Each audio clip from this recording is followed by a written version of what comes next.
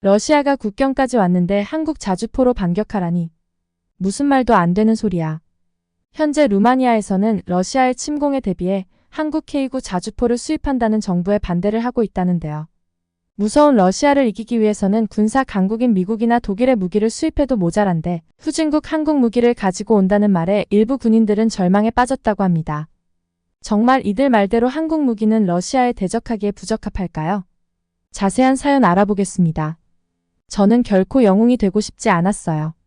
제가 원했던 것은 제 방식대로 제 나라를 지키는 것이었어요. 제 이름은 플로리아나이고 저는 루마니아 부카레스트의 작은 아파트에서 자랐어요.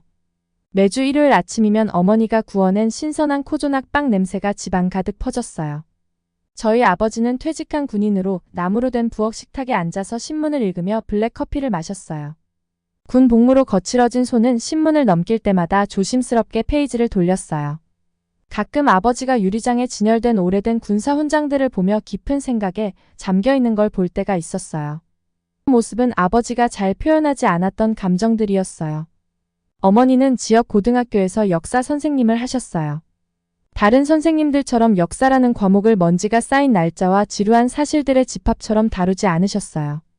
어머니가 우리나라의 과거에 대해 이야기를 할 때면 눈이 반짝이며 저녁 식사 후에는 자주 우리나라의 자유를 지키기 위해 싸웠던 용감한 루마니아 사람들에 대한 이야기를 해주셨어요. 하지만 정말로 제 세상을 형성한 사람은 할아버지였어요. 매주 목요일 오후마다 저는 할아버지가 살고 계신 작은 집으로 갔어요. 할아버지는 좋아하는 낡은 의자에 앉아 그 의자는 가죽이 닳고 스프링 소리가 나는 의자였어요. 그곳에서 할아버지는 제게 제2차 세계대전에 대한 이야기를 해주셨죠. 특히 루마니아가 전쟁 중에 땅의 일부를 잃었던 이야기에서는 할아버지의 목소리가 차분해졌어요. 플로리아나, 할아버지는 주름진 손으로 제 손을 잡으며 말씀하셨어요. 때로는 가장 어려운 전투가 총과 탱크로 싸우는 것이 아니라 말과 지혜로 싸우는 거란다. 그 말씀은 저에게 깊은 인상을 남겼고 저도 모르게 제 마음속에 큰 씨앗을 심어주었어요. 고등학교 시절 다른 친구들이 의사나 음악가가 되기를 꿈꾸는 동안 저는 제 길이 뚜렷했어요. 저는 루마니아를 지키고 싶었어요. 하지만 전장에서 싸우는 방식이 아니라 군사 전략과 국제관계를 이해하고 싶었어요. 제2차 세계대전에서 루마니아가 겪었던 일이 다시는 일어나지 않도록 하고 싶었어요. 그래서 저는 공부에 몰두했어요. 제 방은 군사 역사, 국제관계, 방어 전략에 관한 책들로 가득 찼어요. 노트북 화면이 밤늦도록 빛나면서 현대 전쟁과 외교 협상에 대해 읽었어요. 저희 부모님은 제가 군사 전략을 공부하기로 한 선택을 각기 다른 방식으로 지지하셨어요. 아버지는 아침마다 전술적인 편성이나 방어 시스템에 대해 저에게 퀴즈를 내셨어요. 어머니는 매번 군사적인 결정을 내릴 때마다 그 뒤에 실제 사람들과 삶이 있다는 것을 잊지 말라고 상기시켜 주셨어요. 그 덕분에 저는 실용적인 것과 개인적인 것의 균형을 배울 수 있었어요. 그런데 저는 삶이 이렇게 갑자기 크게 변할 줄은 전혀 예상하지 못했어요. 공부와 이야기로 가득 찬 조용한 제 삶이 그렇게 흔들릴 줄은 상상도 못했어요.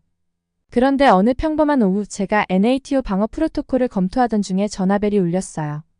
전화기 너머 어머니의 목소리는 저의 인생, 그리고 루마니아의 미래를 바꿀 여정의 시작을 알렸어요. 지금 돌아보니 할아버지의 이야기, 부모님에게서 배운 교훈, 모두가 지금 다가올 일을 준비시키고 있었던 것 같아요. 때로는 인생에서 가장 큰 변화가 한 통의 전화에서 시작된다는 걸 알게 되었어요. 제 전화벨이 곧 울릴 거였죠. 내 손이 떨리면서 전화기를 내려놓았어요. 엄마의 목소리가 아직도 귀에 울리고 있었어요. 긴장하고 두려운 목소리였죠. 나는 TV 리모컨을 찾으려 했고 그 과정에서 차가운 차를 엎어버렸어요. 갈색 액체가 내 군사 전략 책 위로 퍼졌지만 나는 거의 신경 쓰지 못했어요. TV 화면이 켜졌고 내 심장은 내려앉는 것 같았어요. 뉴스 앵커의 얼굴은 굳어 있었고 그녀는 동유럽 지도를 가리키며 설명하고 있었어요. 빨간 화살표는 러시아군이 우크라이나의 국경으로 이동하는 모습을 보여주고 있었죠. 탱크, 항공기, 군인들, 그 숫자는 어마어마했어요. 10만 명이 넘는 병력들이 준비되어 있다고 했어요. 전문가들이 가능한 침공 경로, 군사 능력, 최악의 상황에 대해 이야기하는 것을 멍하니 지켜봤어요. 우크라이나는 나에게 단지 먼 나라가 아니었어요. 부크레슈티에서 내 집에서 8시간도 채 걸리지 않으면 그곳의 국경에 도달할 수 있었죠. 그 생각이 더 현실감 있게, 더 위험하게 느껴졌어요. 만약 이 갈등이 퍼지면 어떻게 될까? 루마니아는 어떻게 될까? 내 전화가 다시 진동을 울렸어요. 이번에는 내 베스트 프렌드인 엘레나에게서 온 메시지였죠. 이거 보고 있어? 정말 무섭다. 내가 답장을 쓰기도 전에 또 다른 메시지가 군사 아카데미의 스터디 그룹에서 왔어요. 내일 아침 긴급회의. 나는 미야크의 목소리가 필요했어요. 미야크는 항상 힘든 상황에서 뭐라고 말해야 할지 알았어요.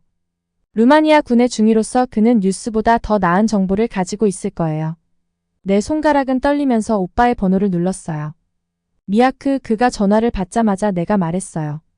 우리는 준비된 거야? 그의 목소리는 차분하고 전문적이었지만 나는 오빠를 너무 잘 알았어요. 함께 자라면서 비밀도 나누고 꿈도 공유했던 사이였죠. 그 말투에서 약간의 긴장을 느낄 수 있었어요. 우리는 준비되어 있어. 하지만 상황이 얼마나 빨리 변할 수 있는지 알잖아. 예측하기가 힘들어. 그 다음 잠시 정적이 흘렀고 다시 말을 시작할 때 그의 목소리에서 내 마음을 가라앉히는 무언가가 느껴졌어요. 그냥 침착하게 있어. 상황은 통제되고 있어. 하지만 그가 보통 자신감 있는 목소리에서 느껴지는 미세한 균열이 그의 말보다 더 많은 걸 말해줬어요. 나는 창문으로 걸어가 부쿠레슈티의 저녁 거리를 바라봤어요. 사람들은 평소처럼 자기 일상에 몰두하고 있었죠. 개를 산책시키고 장을 보고 일을 마치고 집으로 돌아가는 사람들이었어요.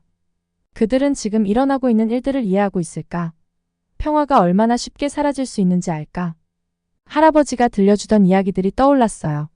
할아버지는 제2차 세계대전 중 루마니아가 영토를 잃었던 이야기, 가족들이 갈라졌던 이야기, 공동체가 파괴되었던 이야기를 해주셨죠. 역사는 반복되지 않지만 자주 운율을 맞춘다는 할아버지의 말이 생각났어요. 배경에서 뉴스가 계속 이어지고 있었어요.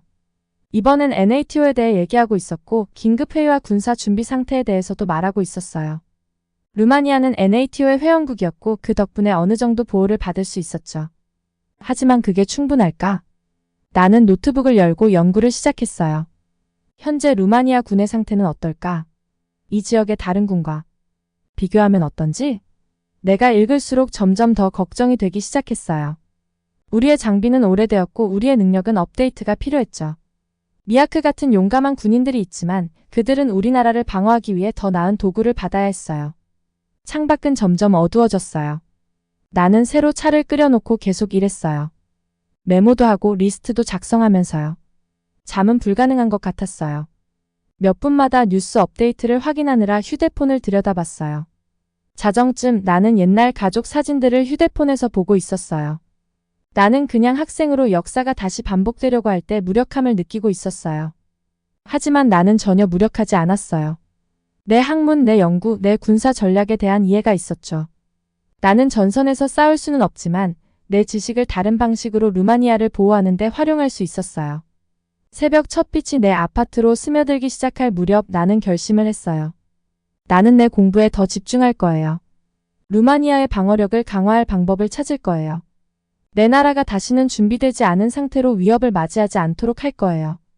아침 뉴스는 더 많은 업데이트, 더 많은 걱정, 더 많은 도전들을 가져올 거예요.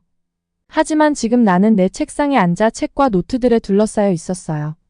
무엇이든 올 준비가 되어 있었죠. 루마니아의 미래는 나와 같은 사람들에게 달려 있었어요.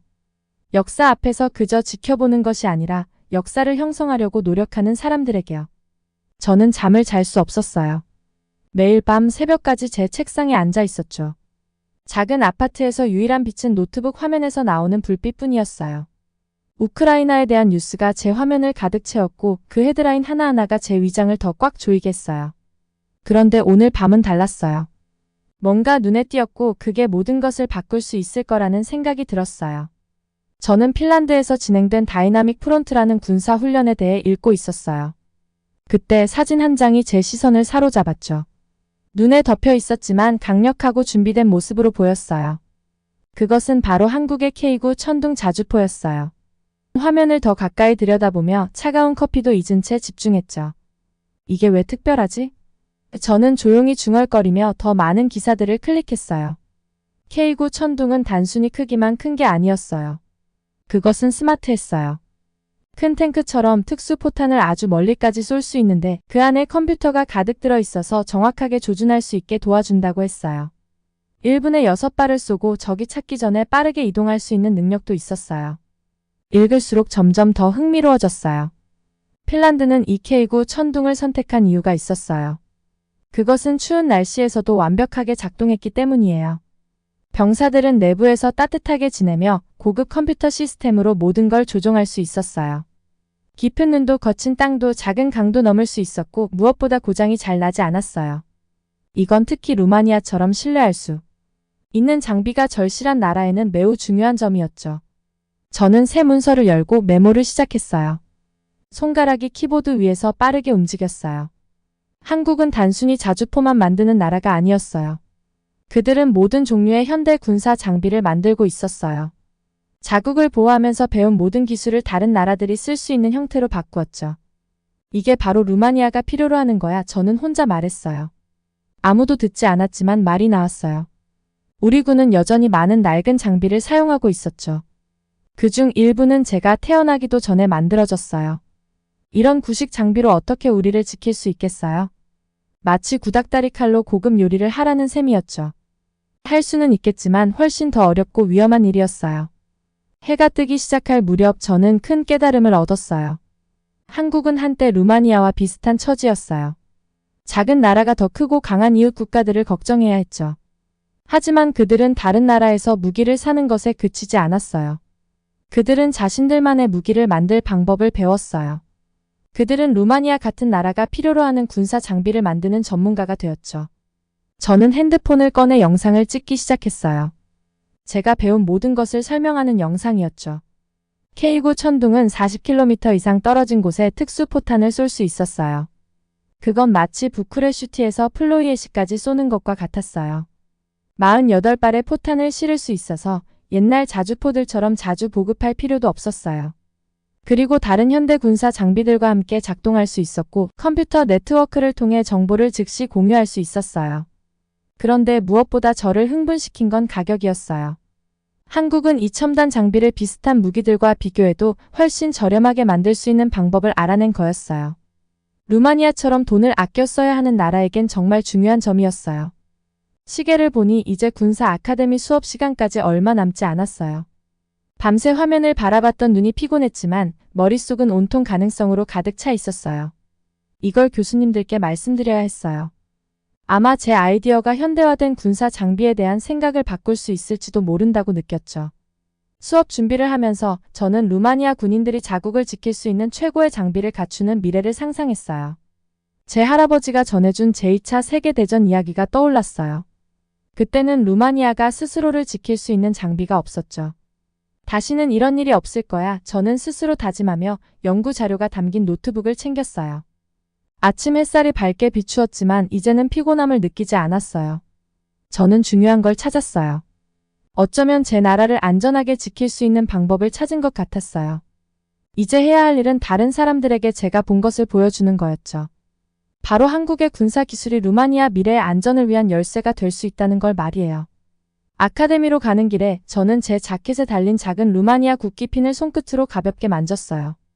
그건 아버지가 저에게 아카데미에 입학할 때 선물로 주신 것이었죠. 오늘은 달랐어요. 오늘은 뭔가 큰일이 시작될 것 같은 느낌이었어요. 그리고 저는 그것을 위해 싸울 준비가 되어 있었어요. 무기로 싸우는 게 아니라 지식과 결단력으로 싸울 거였죠. 다음 날 아침 저는 군사학원에 결연한 마음으로 발걸음을 옮겼어요. 복도는 조용했지만 제 가슴 속에서는 심장이 요동쳤어요. 저는 한국 군사 기술에 대한 발표를 준비해왔고 오늘 그것을 교수님들과 동료들에게 발표할 예정이었어요. 안녕하세요. 제가 군사 전략 수업 앞에 서며 말했어요. 목소리가 조금 떨렸지만 교수님 드라고미르가 고개를 끄덕이며 격려해 주셨어요. 저는 깊게 숨을 쉬고 말을 이어갔어요. 우리나라를 더 강하게 만드는 방법에 대해 이야기하고 싶어요. 강의실은 가득 차 있었어요. 30명의 눈이 저를 바라보고 있었고 저는 화면에 K9 선더의 사진을 띄우며 설명을 시작했어요. 그 포병 시스템이 다양한 지형을 빠르게 이동할 수 있는 방법, 먼 거리에서 정확하게 쏠 수 있는 능력, 그리고 실제 전투에서 입증된 성능에 대해 설명했어요. 동료들은 점점 더 관심을 보이며 몸을 앞으로 기울였어요. 핀란드가 이 무기를 어떻게 사용하는지 보세요. 제가 지도에 손가락을 찍으며 말했어요. 핀란드의 날씨는 매우 춥고 험한데 K9이 그곳에서 완벽하게 작동해요. 핀란드의 눈 속에서 잘 작동한다면 루마니아의 산에서도 잘 작동할 거예요. 몇몇 동료들이 고개를 끄덕였어요. 수업 후 교수님 드라고미르께서 저에게 더 많은 사람들 앞에서 제 발표를 해보라고 하셨어요. 이건 중요한 일이야, 플로리아나. 그분이 진지한 표정으로 말했어요. 군 지도자들에게 이걸 전달해야 해. 그 후 몇 주 동안 저는 발표 내용을 더 보강했어요. 비용, 훈련 필요사항, 무기를 도입하는 데 걸리는 시간 등 더 많은 세부 사항을 추가했어요. 저는 거울 앞에서, 친구들 앞에서, 심지어 고양이 앞에서도 연습했어요. 어떤 질문에도 대비할 수 있도록 준비하고 싶었어요. 그리고 어느 날 저녁 제 핸드폰이 울렸어요. 미아오에게서 온 메시지였어요. 제 손은 떨리며 그 메시지를 읽었어요. 우리는 대기 중이에요. 업데이트를 기다려주세요. 저는 의자에 앉아있던 자리를 박차고 일어났어요. 속이 꽉 찬 것처럼 답답하고 걱정이 밀려왔어요. 매일 뉴스가 점점 더 나빠지고 있었어요. 러시아군이 우크라이나 국경에 가까워지고 있었어요. 그 위협은 이제 더 이상 남의 일이 아닌 것처럼 더 실감나게 느껴졌어요. 저는 동부 국경 근처 군사기지에 있는 오빠를 떠올렸고, 고향에 있는 부모님, 그리고 공원에서 책을 읽어주던 아이들까지 떠올랐어요. 모두가 보호가 필요했어요. 이건 더 이상 군사 전략에 관한 문제가 아니었어요. 이것은 제가 사랑하는 모든 것을 지키는 문제였어요. 다음 날 아침, 날씨는 맑았지만 저는 거의 그것을 인식하지 못했어요. 국방부의 대회의실로 들어가면서 발표 자료를 손에 꼭 쥐었어요. 그 방은 웅장했고 높은 천장과 큰 창문이 있었어요. 하지만 제게 진짜로 긴장감을 주었던 건 바로 사람들이었어요. 군 대장들이 긴 테이블에 앉아 있었고 그들의 유니폼은 훈장들로 장식되어 있었어요. 정부 고위 관계자들이 어두운 정장을 입고 속삭이고 있었고 제 교수님들도 그곳에 계셨어요. 드라고미르 교수님도 계셨고 그분은 저에게 격려의 미소를 보내셨어요. 저는 노트북을 세팅하며 손이 약간 떨렸지만 목소리는 차분하게 발표를 시작했어요. 오늘 이 자리에 와주셔서 감사합니다. 제가 방 안의 모든 사람을 바라보며 말했어요. 오늘 저는 루마니아의 미래에 대해 이야기하러 왔습니다. 저는 그동안 배운 한국 군사 기술에 대해 모두 설명했어요. K9 선더 포병 시스템이 현재 우리가 사용하고 있는 장비보다 더 빠르고 정확하게 발사할 수 있는 방법을 설명했고 험한 지형을 지나가는 동영상을 보여주었어요. 핀란드, 폴란드, 인도 등 다른 나라들이 이미 이 무기를 어떻게 사용하고 있는지에 대해서도 말했어요. 하지만 이것은 단순히 새로운 무기를 구입하는 문제가 아닙니다. 제가 목소리를 더 강하게 내며 말했어요. 이것은 우리의 집, 우리의 가족, 우리의 미래를 지키는 문제입니다. 한국은 놀라운 무기를 만들어냈고 우리는 그 일원이 되어야 합니다. 제가 발표를 마쳤을 때 방 안은 완전히 조용했어요. 그때 대장 포페스쿠가 키가 큰 몸을 앞으로 기울이며 물었어요. 우리는 얼마나 빨리 이 무기를 받을 수 있습니까? 저의 심장은 뛰었어요. 그들이 듣고 있었어요. 그들은 이해하고 있었어요. 질문들이 이어졌어요. 비용, 훈련, 유지, 보수에 대해 물어봤어요. 저는 제가 한 모든 연구를 바탕으로 하나하나 답했어요. 한국이 우리 군인들을 훈련시킬 수 있다는 말을 했을 때 몇몇 고위 관계자들이 고개를 끄덕였어요. 발표를 마치고 짐을 챙기고 있을 때 드라고미르 교수님께서 다가와 조용히 말씀하셨어요. 오늘 당신은 중요한 일을 시작했어요. 플로리아나, 그분이 말했어요. 이 일이 루마니아를 바꿀 수 있어요. 저는 창밖으로 제 아름다운 나라를 바라보았어요. 멀리 보이는 산, 그 아래 펼쳐진 도시, 일상을 살아가는 사람들. 그들은 아직 모르고 있었지만 오늘이 루마니아를 그 어느 때보다 강하게 만들기 위한 첫 걸음이 될 수 있다는 생각이 들었어요. 나는 군사 대표단이 한국행 비행기에 오르는 모습을 보고 믿기지 않았습니다. 내 발표가 끝난 지 몇 주 만에 모든 일이 이렇게 빠르게 진행되고 있었어요. 이것은 단순한 외교 임무가 아니었어요. 우리의 모든 노력과 연구의 결실이었어요. 그 후 몇 주는 마치 몇 년처럼 느껴졌어요. 나는 대표단의 업데이트가 오기를 기다리며 끊임없이 폰을 확인했어요. 매일 아침 나는 루마니아 한국 군사 협력에 관한 기사를 찾으려고 뉴스 웹사이트를 뒤졌어요. 교수님들은 내가 수업에 집중하지 못하는 걸 알아차리셨지만 이해해 주셨어요. 이제 이건 단순히 내 공부가 아니었어요. 우리나라의 안전을 위한 일이었으니까요. 드디어 첫 번째 사진들이 도착했어요. 나는 공원에서 평소처럼 앉아 교과서를 집중하려고 했는데 폰이 진동했어요. 대표단이 K9 썬더 자주포 시연 사진을 보내왔어요. 나는 손이 떨리면서 사진을 넘겼어요. 거대한 차량은 연구 자료에서 봤을 때보다 실제로 훨씬 더 인상적이었어요.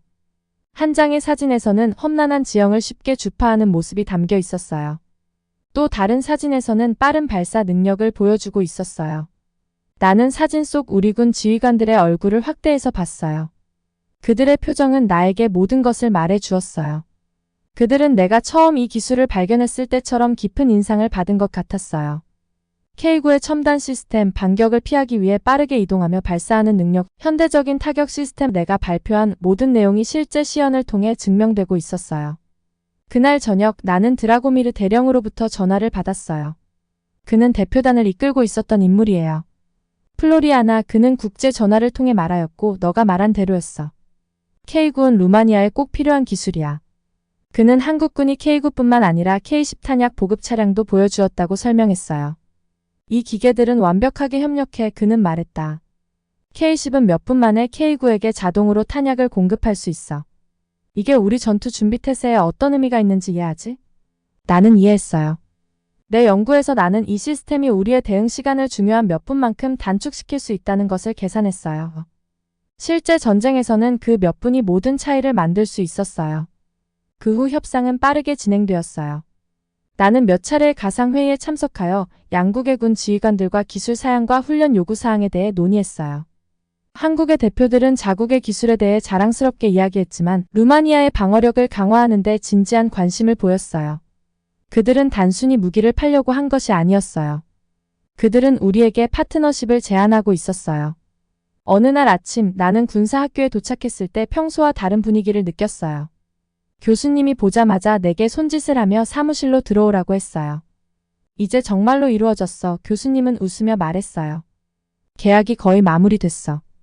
K9 자주포 50대와 K10 차량 36대. 나는 그 숫자에 압도되어 의자에 앉았어요.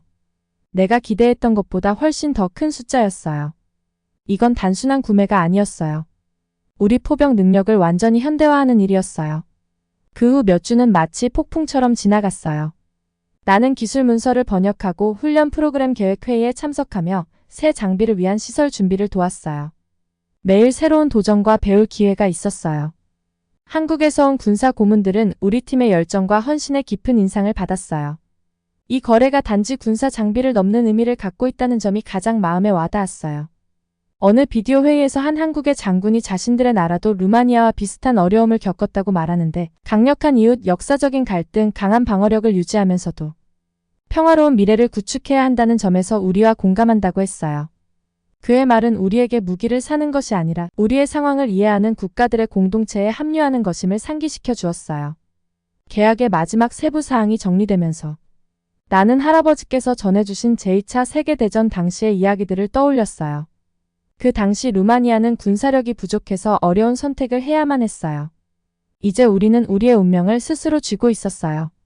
K9 자주포와 K10 차량은 우리가 효과적으로 자신을 방어하고 NATO 동맹국들과 함께 강하게 서며 힘을 통해 평화를 유지할 수 있는 능력을 주었어요. 첫 번째 K9 선더가 배송된 컨테이너에서 내려오는 그날 아침은 절대 잊을 수 없어요. 군기지 위로 해가 겨우 떠오르며 하늘이 부드러운 분홍색과 오렌지색으로 물들고 있었죠. 저는 미아와 함께 서서 그 거대한 곡사포가 나타나는 모습을 경이롭게 지켜봤어요. 어두운 초록색 페인트가 아침 햇살에 반짝이며 긴 총신은 자랑스럽게 지평선을 향해 뻗어 있었어요. 실제로 보니까 더 대단하네. 미아오가 흥분한 눈으로 속삭였어요. 저는 그 말에 고개를 끄덕였지만 적절한 말을 찾을 수 없었어요. 이건 단순한 군사 장비가 아니었어요. 이건 루마니아의 새로운 시작을 의미하는 것이었죠.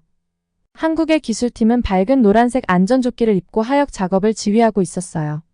그들은 정밀하고 자신감 있게 움직였고 오랜 경험이 느껴졌어요.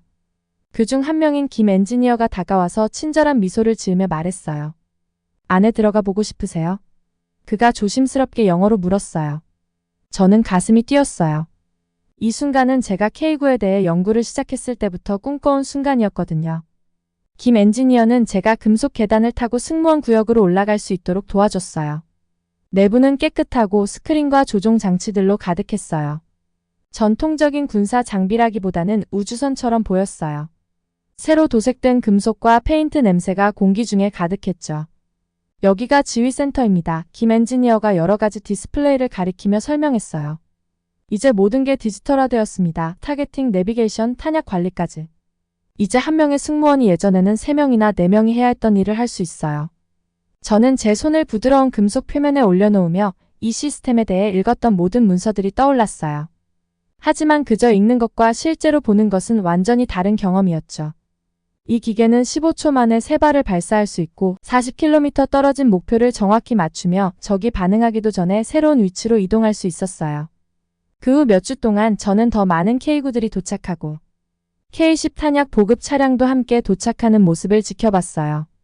기지에는 루마니아의 군인들과 한국인 강사들이 함께 훈련을 하며 분주하게 움직였죠.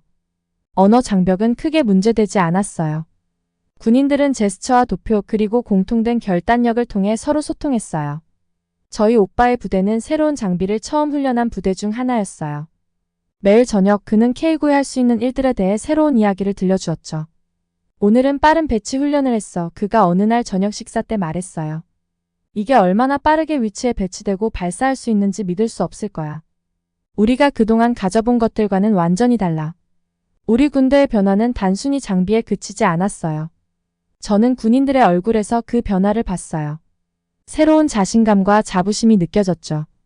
그들은 세계에서 가장 진보된 포병 장비를 다루고 있다는 사실을 알고 있었어요. 이제는 한국의 국경을 지킨 그 장비들이 루마니아의 국경을 지키게 된 거였어요. 어느 오후 저는 예상치 못한 초대를 받았어요. 기지 사령관이 K9들로 진행되는 첫 실사격 훈련에 참석해 달라고 했어요. 저는 보호용 헬멧과 조끼를 입고 관측 벙커에 서서 가슴이 두근거렸어요. 라디오에서 루마니아와 영어로 명령이 갈라지는 소리가 들렸어요. 목표 확보. K9 선더 발사 준비 완료. 사격 미션 3발 발사. 첫 번째 K9이 발사하면서 땅이 흔들렸어요. 그 소리는 제가 상상한 것보다 더 깊고 강렬했죠. 저는 망원경을 통해 포탄이 목표를 정확히 맞히는 모습을 봤어요. 포탄이 터지며 먼지와 연기가 솟구쳤고 K9 승무원들은 숙련된 동작으로 재장전하고 위치를 변경했어요. 훈련 후 저는 팜레스쿠 사령관과 함께 훈련장을 걸었어요. 발사 후에 뜨겁게 달궈진 포탄 케이스들이 땅에 흩어져 있었어요.